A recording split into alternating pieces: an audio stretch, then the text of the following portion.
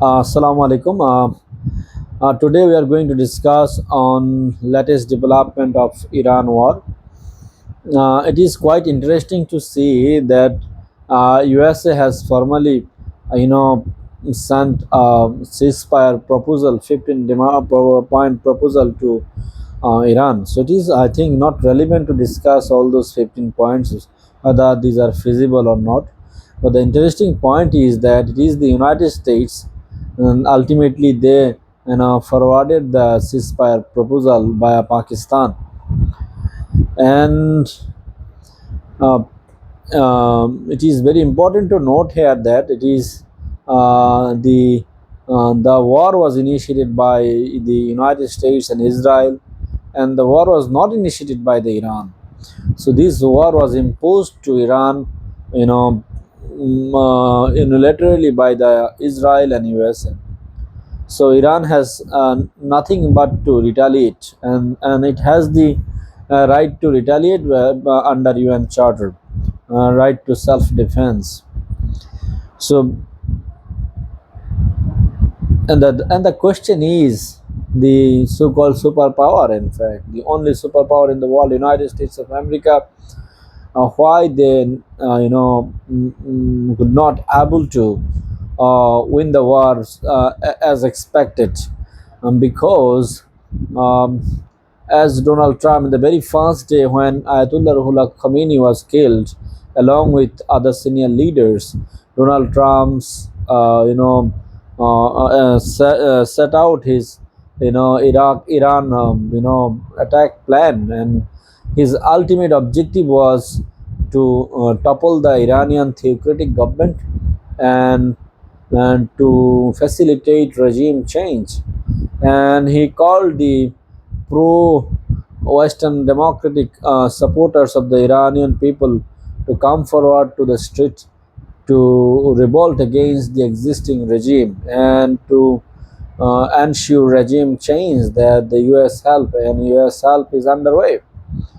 Unfortunately, it did not happen, and in fact, Israeli Prime Minister Benjamin Netanyahu also called several times the Iranian peoples to come to the street to revolt against these, Ayatollah Khamenei regime, but unfortunately it did not happen. So US plan, I think US has made a significant and a blunder, in fact a huge great blunder, because they could not able to, I think they could not able to understand the Iranian culture and Iran society, because they have almost 9 or 10 crore populations, and I think, and there are some portion of the population might support, might not support the Iranian Islamic regime, but the fraction is very minimal. And Iran is not Ayatollah Khamenei was not Saddam Hussein. Ayatollah Khamenei was not Muammar Gaddafi. Khamenei was not a dictatorial ruler. He was a supreme leader.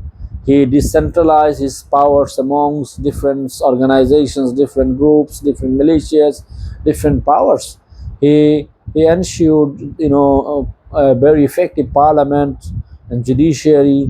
So he institutionalized his political and Islamic ideology to the to the society. So it is a very very deeply rooted regime. So it is not the regime that is corrupted regime, or it is not the regime that is misgovernance.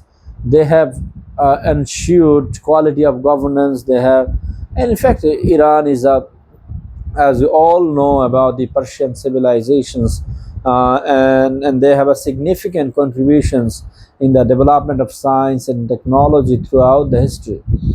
So the Iranian people, the Persian people, has significant contributions towards the growth of human civilizations in many aspects of science, culture, religions, and in many aspects.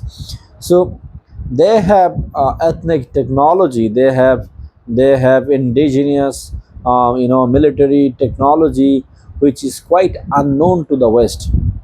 And in fact, the other previous U.S. President did not dare to attack Iran because of lack of information that how much strength, how much capacity Iran has. So Donald Trump is, I think, he made a huge gamble, and which was a very fast day. He killed Ayatollah Ruhollah Khomeini, who's apparently it was a massive success, but he thought that USA could change the Iranian regime within a week or two, but now it has almost 4 weeks has passed, but still the fighting is continue going on. And Donald Trump and declared several times that he has already won the war, but unfortunately, a few days ago, Donald Trump, called the NATO and its allies to send warships to reopen the Strait of Hormuz. So it means that the superpower United States of America is unable to open the Strait of Hormuz. So it indicates a major setbacks. It indicates a major blow to the U.S. hegemony in the global system. So, and it might be a huge opening for the Russia and China. So as the so-called self superpower like United States of America is engaging war with Iran, such a small power, and they could not able to hold them back, and almost 4 weeks has gone. So and there are geopolitical games going on because the Donald Trump requested Japan, Britain, France to send troops and warships to reopen and take the control of Strait of Hormuz, which is a very vital for the global oil supply. Unfortunately, it did not happen because the Britain, the European allies of USA are not ready to go for Iran war because they are already struggling to control the Ukraine war on, and they are also very much concerned and feared regarding the energy security because Russia is already already threatening and by so the energy security, oil and gas supply chain is very important for the Europe because otherwise they will be so much dependent on the Russian oil and gas, and in that case Russia could utilize it as a weapon against Europe. So Europe is in under tremendous pressure due to the Vladimir Putin's invasion on Ukraine. So all those issues make the Britain and France and the EU allies to think twice before involved in Iran war. And unfortunately, they have clearly mentioned that the Iran war is not the Europe's war. The Israelis are dragged US into this war. So, and as suggested that the major allies of the USA refused or not willing to support or cooperate in to join hand against Iran.